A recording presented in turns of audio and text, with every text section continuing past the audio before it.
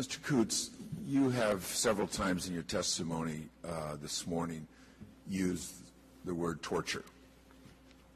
We've had some discussion about the use of restraints and, seclusion and restraints. Seclusion and restraints. Could you comment on this and why you use the word torture? Yes, I would say two things.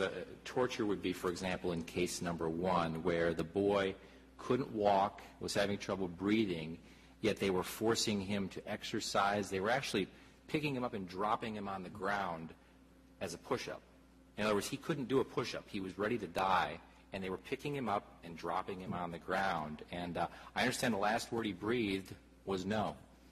And so that's an incredible case. But you're talking about the human restraint here, too. We saw human restraint in many forms. The ones that caused the death were typically the face-down restraint. And again, some of those were done contrary even to the program's policies and procedures, where there were either 3 people on top of a child or 1, and one of the boys, in fact, had asthma, and the staff had not been told that, and they did a face-down restraint, and he died. Some of the other restraints were, it was called 3-point, 4-point, 5-point. 3-point being 3 people holding down limbs or the head. The 5-point restraint would have been 1 person on each arm, 1 person on each leg, and 1 person holding the neck or the head still, many times for hours.